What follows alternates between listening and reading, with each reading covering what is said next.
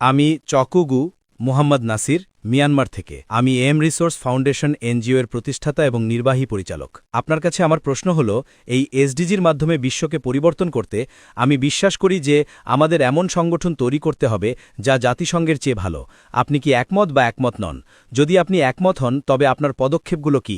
শুধু আমরা লেকচার দিই, কিন্তু বাস্তবে, প্র্যাকটিক্যালি। ধন্যবাদ। ভাই প্রশ্ন করেছেন যে বিশ্বকে একটি ভালো জায়গা করার জন্য আমাদের ইউএনওর চেয়ে ভালো একটি সংগঠন প্রয়োজন। নবীর চেয়ে ভালো কোনো উদাহরণ নেই, এবং সেরা সংগঠন হল খেলাফত। খেলাফতের চেয়ে ভালো কোনো সংগঠন নেই। এটি আগে ছিল। এটি ১০০ বা ২০০ বছর আগে তুরস্কে বিলুপ্ত করা হয়েছিল। আমাদের এটি পুনঃপ্রতিষ্ঠা করতে হবে যদি মুসলিমরা ঐক্যবদ্ধ হয়। আল্লাহ সূরা আল ইমরান অধ্যায় ৩:১০৩ খুবই স্পষ্টভাবে বলেছেন, ওয়াতাসিমু বিহাবলিল্লাহি জামিআ ওয়া লা তাফাররাকু। আল্লাহর রশিকে শক্ত করে ধরো এবং বিভক্ত হও না। সেরা হলো খেলাফত। যদি আমরা মুসলিমরা ঐক্যবদ্ধ হই, আমরা একটা শক্তিশালী শক্তি হব। আজ আমরা দেখি আমরা মুসলিমরা বিশ্বে ২৫%, ২৬%-এর বেশি, ২ মিলিয়নের বেশি। এটা আমাকে নবীর হাদিসের কথা মনে করিয়ে দেয় যে একসময় সবাই মুসলিমদের পর ঝাঁপিয়ে পড়বে। সাহাবারা জিজ্ঞেস করলেন, মুসলিমরা কি সংখ্যায় কম হবে? তিনি বললেন, না, আমরা ফেনার মতো হব।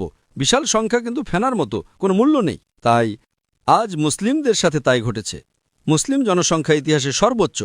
বিশ্বে এর আগে কখনো ২ বিলিয়নের বেশি মুসলিম ছিল না। বিশ্বে এর আগে কখনো ২৬%-এর বেশি মুসলিম ছিল না। কিন্তু আমরা এখন কোথায়? দেখুন, আমরা বসে থাকা হাঁসের মতো।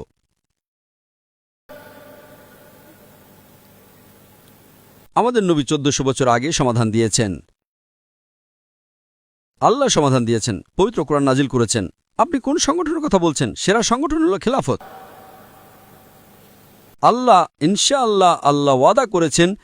আমি এই উত্তরটা শেষ করতে চাই। আল্লাহ অন্তত ৩টি ভিন্ন জায়গায় ওয়াদা করেছেন। টানেলের শেষে আলো আছে। আল্লাহ অন্তত ৩টি ভিন্ন জায়গায় ওয়াদা করেছেন। সূরা তাওবা অধ্যায় নম্বর ৯ আয়াত ৩৩, সূরা ফাতা অধ্যায় নম্বর ৪৮ আয়াত নম্বর ২৮ এবং সূরা সাফ অধ্যায় নম্বর ৬০ আয়াত নম্বর ৯। হুয়াল্লাযী আরসালা রাসূলাহু বিল হুদা ওয়াদ দীনিল হক লিইয়ুযহিরাহু আলা দীনি কুল্লি। যে আল্লাহ তার রাসূলকে হেদায়েত এবং সত্য দিন সহ পাঠিয়েছেন, যাতে এটি অন্য সমস্ত ধর্মের উপর বিজয়ী হয়। তা কমিউনিজম, সমাজতন্ত্র, পুঁজিবাদ, খ্রিস্টান ধর্ম, হিন্দু ধর্ম, বৌদ্ধ ধর্ম, ইহুদি ধর্ম, যাই হোক না কেন, ইসলাম সবকিছুর উপর বিজয়ী হতে নির্ধারিত। এবং আল্লাহ এক জায়গায় বার্তা শেষ করেছেন এই বলে যে, এবং সাক্ষী হিসেবে আল্লাহই যথেষ্ট। এবং ২ জায়গায় আল্লাহ বলেন, মুশরিকরা যতই অপছন্দ করুক না কেন, আল্লাহর আপনাকে আমাকে প্রয়োজন নেই। আমরা যে আবর্জনা, আল্লাহ তার দিনকে বিজয়ী করতে একাই যথেষ্ট। এই দিন বিজয়ী হবে। এবং আমাদের প্রিয় নবীর সহিহ হাদিস অনুযায়ী ইনশাআল্লাহ মুসলিমরা ৭ বছর পুরো বিশ্ব শাসন করবে। তাই খেলাফত ফিরে আসবেই। আপনি চান বা না চান, আমি চাই বা না চাই, এটি ফিরে আসবেই ইনশাআল্লাহ। আমাদের পদক্ষেপ কি হতে পারে? আল্লাহ মানুষ যত এটা আটকানোর চেষ্টা করুক না কেন, এটা নির্ধারিত। আল্লাহ কোরআনে বলেছেন, অনেক সহিহ হাদিস আছে। আমরা আল্লাহর কাছে প্রার্থনা করি যেন আমরা শুধু অনুঘটক হতে পারি, আমরা যেন মাধ্যম জারিয়া হতে পারি ইসলামকে আবার সেরা হতে দেওয়ার জন্য। এটা নিশ্চিতভাবে হবে। সূর্য থাকতে থাকতে আমাদের খড় শুকাতে হবে। আল্লাহর আপনাকে আমাকে প্রয়োজন নেই। আমরা যে আবর্জনা। আল্লাহ নিজেই দিনকে বিজয়ী করতে পারেন। তিনি আপনাকে একটা সুযোগ দিচ্ছেন, আমাকে আনুপাতিকভাবে একটা সুযোগ দিচ্ছেন।